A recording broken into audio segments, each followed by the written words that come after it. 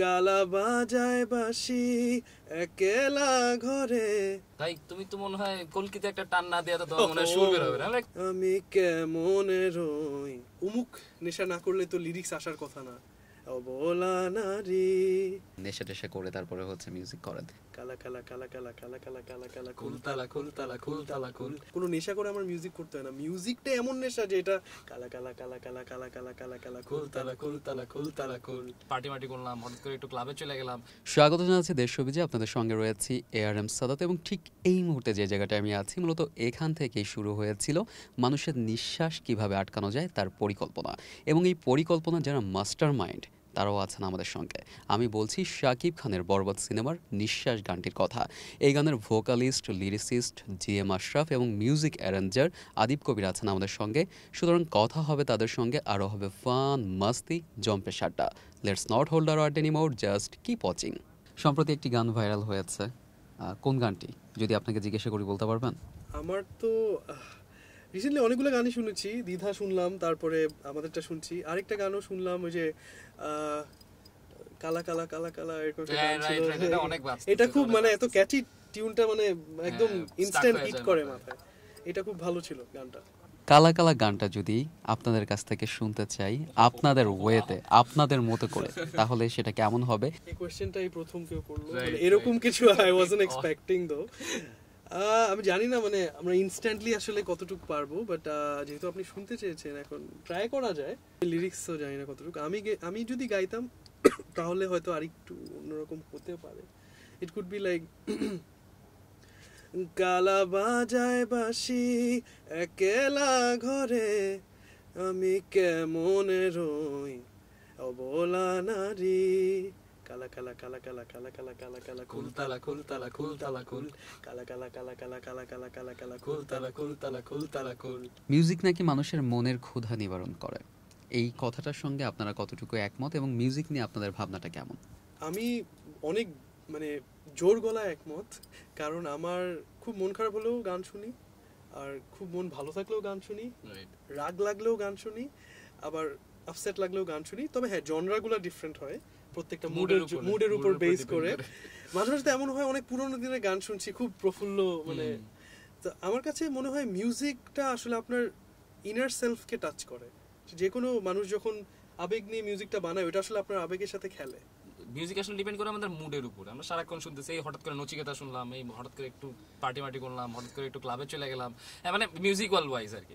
আবার হঠাৎ করে যেমন গতকালকে রাতে আমরা মুভি শেষ করে আসার সময় রবীন্দ্র সঙ্গীত শুনতেছিলাম, আউট অফ নোওয়্যার উনি আমি রবীন্দ্র সঙ্গীত শুনতেছি। সো টোটালি জিনিসটা আসলে ক্ষুধার মতোই, খিদা লাগলে আমরা যখন খাই সেরকম মুডের উপর ডিপেন্ড করে। খাবারের যেরকম অনেক ভ্যারিয়েন্ট আছে, মিউজিকেরও সেম অনেক ভ্যারিয়েন্ট আছে। ভিন্ন মানুষ, ভিন্ন সাইকোলজিক্যাল থিওরি। আমার সাইকোলজি যেটা বলে, আমার সাইকোলজি বলে যে প্রত্যেকটা মানুষই অ্যাডিক্টেড। আপনাদের অ্যাডিকশনটা আসলে কি নিয়ে? আমি যখন ফার্স্ট মিউজিকে আসি, তো 16, 17, 18-এ ততদিনে গান বেশ কিছু বের হয়েছে, 19-এ তো অনেকগুলোই বের হয়েছে। আমাকে অনেকেই জিজ্ঞেস করে যে তোমার মানে ফেভারিট, তোমার নেশাটা কি, বা কোনটা তোমাকে হেল্প করে মিউজিক করতে।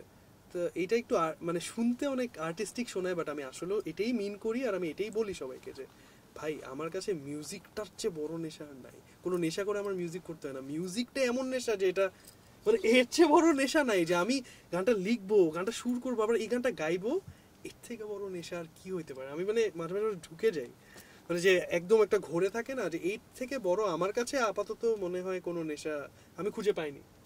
তোমার কি মনে হয়? আমার কাছে আমার মিউজিকই আমার নেশা। ইটস লাইক মিউজিকের জন্য মাইর খাইছি, মিউজিকের জন্য বাসা ছাড়তে হয়েছে, মিউজিকের জন্য বাসায় ব্যাক করছি, আবার মিউজিকের জন্য আমার মা খুশি যে ঠিক আছে তুই মিউজিক করি, ঠিক আছে তুই মিউজিকই কর, অন্য কিছু করা লাগবে না। তো মিউজিক, যেহেতু আমি মিউজিক্যাল ফ্যামিলি থেকে বিলং করি, সেই ক্ষেত্রে আমার ফ্যামিলিগতভাবে একটা চর্চা ছিল ছোট থেকে মিউজিক্যালি। বাট আব্বা মারা যাওয়ার পরে ওই জিনিসটা অনেকটা কনজারভেটিভ হয়ে যায়, যে না লাইফে ডিফারেন্ট কিছু করতে হবে, লাইফে আদার পার্সপেক্টিভস আছে। বাট তারপরেও আমার ওই জিদ তো জিদি, মিউজিক তো মিউজিক, নেশা তো নেশা, অ্যাডিকশন তো অ্যাডিকশনই। সো ওই জায়গা থেকে বলতে গেলে হ্যাঁ, I am addicted to music badly.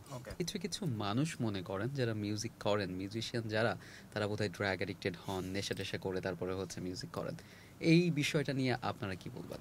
হয়তো এরকম মানুষ, হয়তো না, অবশ্যই আছেন যাদের হয়তো বিভিন্ন সাবস্ট্যান্ট নেওয়ার অভ্যাস আছে, ড্রাগসের বিভিন্ন ফর্ম বা বিভিন্ন জিনিস মানুষ পছন্দ করতেই পারে। আমি পার্সোনালি জাজ করতে যাব না। তবে আমি আমার ক্ষেত্রে যদি বলি যে অনেকে আমাকেও বলে যে উমুক নেশা না করলে তো লিরিক্স আসার কথা না, তুমুক নেশা না করলে তো গান গাইতে পারার কথা না। তা এখন আমার কাছে মজা লাগে যে নেশার জন্য নেশা থেকে মিউজিক আসে নাকি মিউজিক, না আমি আমি অনেক কনফিউজ হয়ে যাই যে মিউজিক করার জন্য আমার নেশা কেন করতে হবে। এইটাই তো ইটসেলফ একটা নেশা, যেটা আমি মানে ক্যারি করছি বা ক্যারি করার চেষ্টা করছি। এই যে ও যেরকম বললো ওর বাসা ছাড়তে অনেক স্ট্রাগল আছে, আমার লাইফে অনেক স্ট্রাগল আছে। আমি অনেক ডিফারেন্ট জব সেক্টর ট্রাই করার পরে আমার সেম বাবা নাই, সো আম্মু ছোটকাল থেকে চাইতো যে আমি আরেকটু নিজের মতো করে বড় হই। তো যতবারই আমি যে কোনো সেক্টরে যাই, আমি আজ পর্যন্ত কোনো সেক্টরে খারাপ করি নাই, বাট দেখা যায় আস্তে করে কেন জানি বের হয়ে মিউজিক লাইন আমার আছেই, ওটা কখনো যায়নি। সো এক সময় এখন তো আম্মুই বলে থাক তুই এটাই কর, তোকে দিয়ে অন্য কিছু হবে না, এটাই তোর নেশা, এর চেয়ে বড় মনে হয় না আর কিছু সম্ভব তোকে দিয়ে। আমার ক্ষেত্রে আমি বলবো যে আমাকেও মানুষ সেম কোয়েশ্চেনটাই করে যে ভাই তুমি তো মনে হয় কলকিতে একটা টান না দেওয়া তো তোমার মনে হয় সুর বের হবে না। লাইক ভাই কেন, আমি তো সারাক্ষণ সুরের মধ্যেই ভাসতেছি। সো এটা এক একজনের থিওরি এক এক রকম, এক একজন এক একভাবে চিন্তা করে। বাট আমার কাছে মনে হয় না যেটার কোনো দরকার বা এই সাবস্টেন্স ছাড়া মিউজিক হবে না বা আর্ট ফর্ম হবে না। এটা খুবই সিলি একটা কথা আর কি, যে মানে মিউজিক বা কোনো আর্ট ফর্মের জন্য একটা সাবস্টেন্স লাগতে পারে বা কিছু একটা।